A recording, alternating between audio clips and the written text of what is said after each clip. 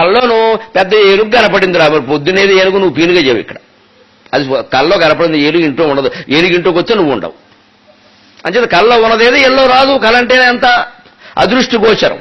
అంటే కళ గురించి అనవసరంగా కళలు కానీ దాన్ని విశ్లేషణ చేసేసి తెల్లారకట్టే గుర్రం కనపడింది, గుర్రం కనపడితే ఏమవుతావు, నువ్వు గాడిద అవుతావు, కంగారు పడక. దీనికో పెద్ద శాస్త్రం, దానికో స్వప్న శాస్త్రం పుట్టించారు. మీకు అనుమానాలు వచ్చిన కొద్దీ మా పండితులు శాస్త్రాలు పుట్టిస్తారు, నన్ను మండించండి. నిజంగా లేవు అవన్నీ. పుట్టుమచ్చలకు ఓ శాస్త్రం. ఎంత దరిద్రమండి జాతికి. శరీర నిర్మాణం తల్లి కడుపులో జరుగుతూ ఉంటే అక్కడక్కడ నల్లటి చుక్కలు వచ్చొస్తాయి పుట్టుమచ్చలు. నన్ను నమ్మండి దయచేసి. పుట్టుమచ్చలకి జీవితానికి ఏం సంబంధం లేదు. శకునానికి జీవితానికి సంబంధం లేదు. అనవసరంగా వితంతువుల్ని కొంతమందిని అవమానిస్తున్నారు. చాలా తప్పమ్మా, పాపం అది. వితంతు ఎదురు రాగానే దిక్కుమాలింది ఎదురొచ్చి ఆవిడేమో భర్తను చంపేసింది, నాకు అర్థం కాదు. భర్త పోయి ఆవిడ బాధపడుతుంది, ఆవిడ కనపడితే తిడతావా? ఎదురు రాకూడదు. నువ్వు వస్తే పెద్ద ఎదురు, నీ ఎదురు గొప్ప. వాడెవడో ఎదురు రావడానికి మన జీవితానికి సంబంధం ఏంటండి? This is not Hinduism. అపూర్వమైన ఉపనిషత్తత్వం అంతా వదిలేసి పుట్టుమచ్చల్ని, బల్లిపాటుని, ఈ శకునాల్ని, వీటినాన్ని మనం పట్టుకుని నడిచింది.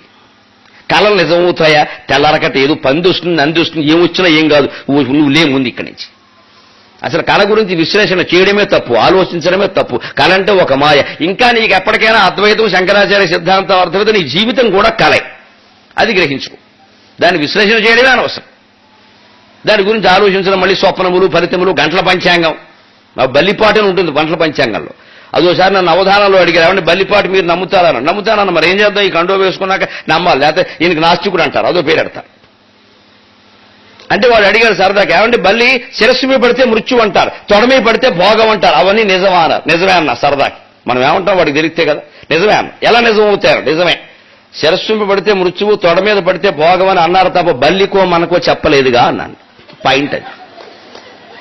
వాడికి బుర్ర తిరిగిందే. బల్లికో మనకో మరి అంతే. బల్లికి అవన్నీ శిరస్సు మీద పడితే మృత్యు. ఎందుకని? మన శిరస్సు మీద బల్లి పడితే చక్కమని కొట్టు, అది గోడకెళ్ళి కొట్టుకుని చచ్చింది, దానికి మృత్యు. తొడ మీద పడితే భోగం. గోడల్లో, బూజుల్లో, దిక్కుమాలం చోటంతా తిరిగే బల్లి నీ తొడ మీద పడితే కుర్లాన్ బెడ్ మీద పడినట్టే, దానికి అది భోగం. అందుకని బల్లి కోసం రాశారు పంచాంగం. అది చూసుకుంటుంది నువ్వు మానయ్యన్నాను. గుడ్డి నమ్మకాలంటే నాకింత మంట.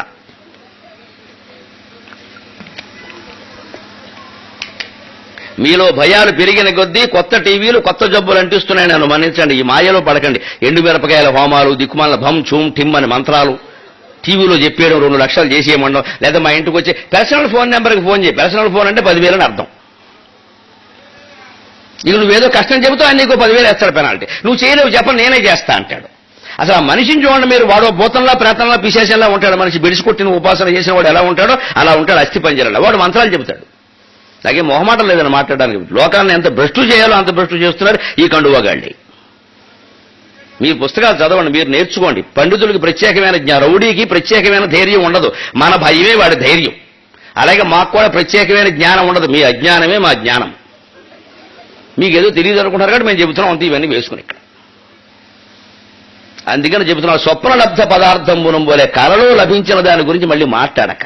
అది నిజం అవుతుంది, అది అవుతుంది, దీని గురించి ఆలోచించగా. ఇట్స్ ఏ డ్రీమ్, వదిలే ఆ విషయాన్ని, అదో భ్రమ. అలా ఉంది. ఇంకా చివరి మాట చెబుతున్నాం, నర్తనశాల యొక్క